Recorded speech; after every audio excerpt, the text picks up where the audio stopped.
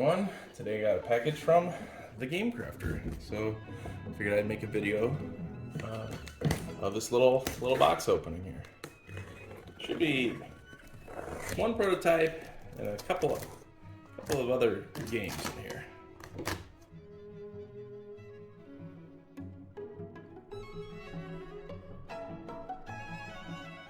We have the newest version of Storybook Battles. So this box here, trying to make it look like a book. It's got the good effect on the front. Sides look like pages. And this is the top's printed only, the bottom's not printed on, so that's why it's blank. And it's got like a binding on the side. Rather than putting a bunch of lore chase game symbols and stuff on, I wanted this. This is like the deluxe box where you can hold all your copies of the game in here. So it's got enough room in this box to hold nine games. So each set should be fitting in here. Okay. Not exactly the way I expected. Now I bought these because they are hook boxes that I'm having as spacers. So I was hoping that these could be okay. So each box that you'll get be like a little hook box like this, and it's a standalone game for 2 players. But you can mix and match some of the characters and themes amongst them for more variety experience. I got this because I thought it would fit in here like this, and then these would all kind of go in here like this. Maybe it will with the plastic off. Yeah, see, that'll work. So in this way you can choose which set you want from your big box here. So that's gonna work well. Once those cases are off, it'll be fine. Alright, so let's just go through these. So this is the first set here. This is the Neverland Adventures. And this is Peter Pan, Captain Hook, all that kind of stuff. Box looks great.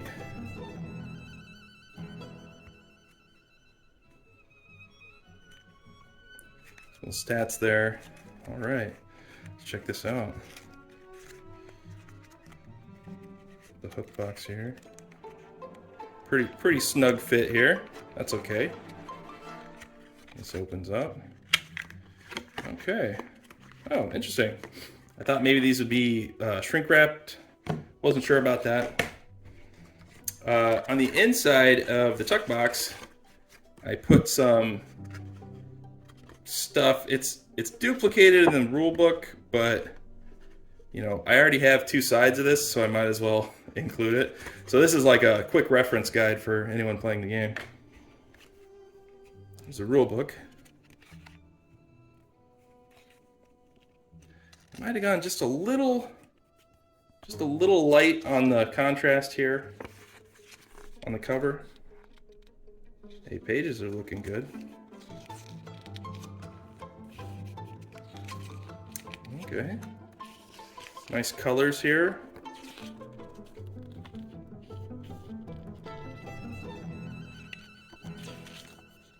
Looks like I was expecting maybe a little more bleed on the top. No, that's just kind of how it turned out.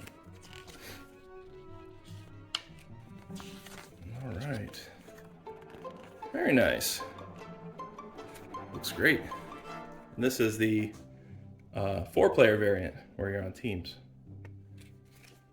So that all fits nicely in this tuck box here. All right, on to the cards. Hey, these look pretty good. Here's the backs.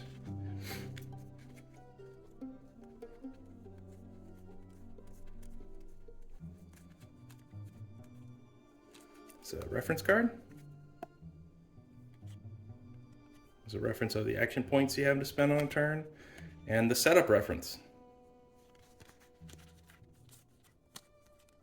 Because once you learn the rules, that's pretty much all you need to play the game.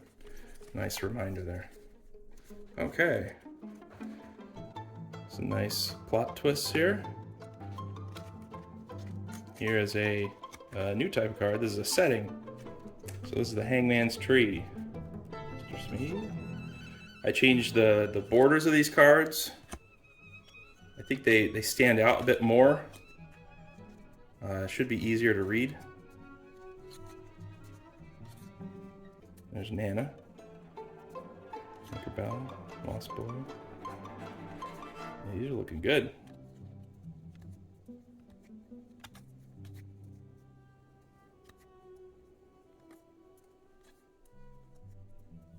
All right. Very cool. Yeah, these are turning out real nice. Excited to try this out. And here's the other setting, Pirate's Cove. So with the setting cards, this is how you can mix and match from the different sets, because you can be any team. You know, maybe you're Peter Pan's crew of Lost Boys, and you could be at the Pirate's Cove or Hangman's Tree, or you could also be in Wonderland, for example. Well, these are turning out real good. Excellent. Sweet. Then they just sit here in this box. Kind of box. Hook box thing. And then, see if I can do this, right? Oh, look at that. I went with the hook box for these because I've used the poker box before for Sashimono. And I feel like after you've opened and closed it several times, it feels like it's about to tear off. So I actually think that this hook box is going to be actually longer lasting than the tuck box. So that's Neverland Adventures, looking good. All right, on to the next one. This is Adventures in Wonderland. Ooh, here we have Alice and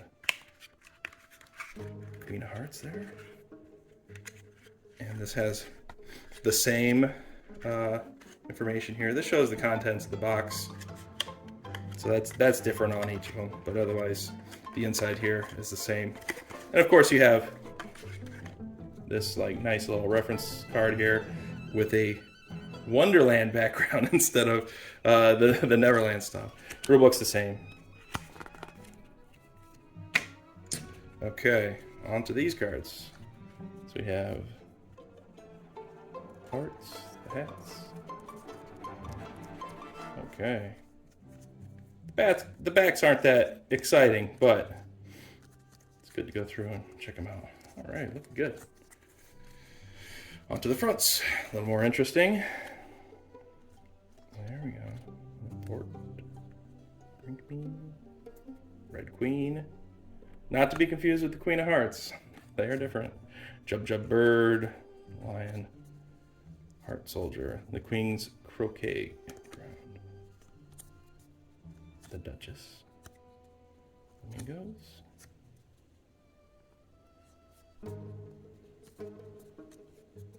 Jabberwock. Pretty hideous monster. Frog Footman, like the way that turned out. The Pigeon. Caterpillar. Griffin. White Rabbit.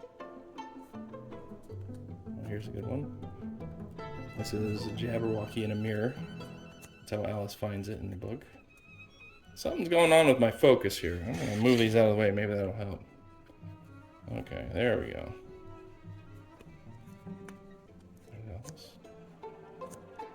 The Mock Turtle. His books to study. Oh, there you go, the Dormouse.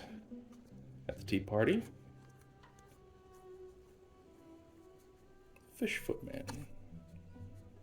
Knave of Hearts. Mad Tea Party. Another location. Cheshire Cat. Mad Hatter. March Hare. Alright. Another box down. Turned out pretty good. Really excited to get this one as my next published game. It's a really fun game.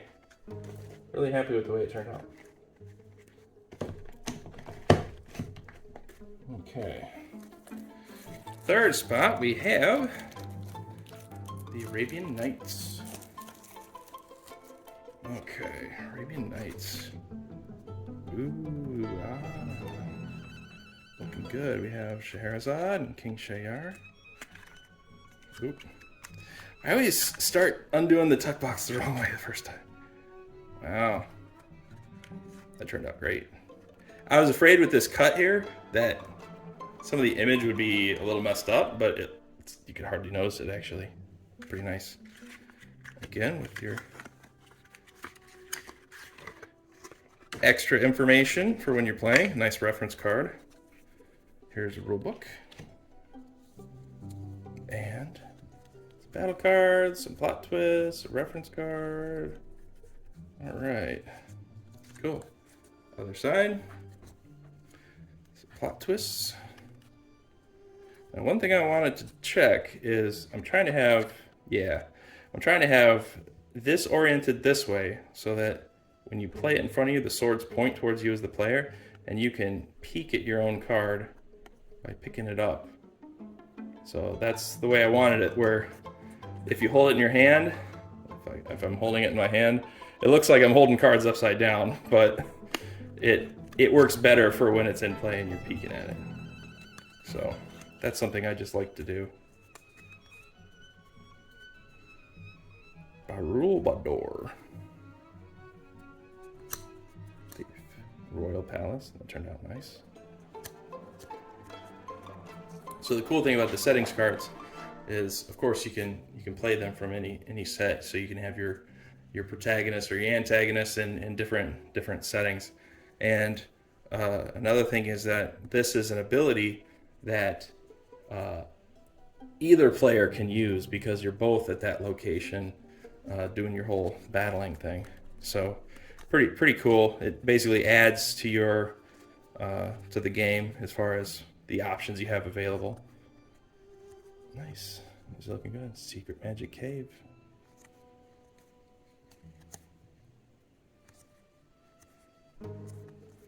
Yeah, looking good. Fatama. All right, nice. Hey, these turned out great. I'm gonna have to get a different picture for the rock. It's a public domain image, but it doesn't seem to match the rest of these. What's he saying? All right, there you have it. The Storybook Battles. That's the first 3 sets, of which you can mix and match your cards, play with your friend, and then we'll put them back in here. This is the deluxe box that the whole thing goes in. As you can see, you can have a total of 9 sets in here. So I'm trying to make 9 sets. We'll see where it goes from there, but I have plans for the first 9 sets. All right, Storybook Battles and the deluxe box.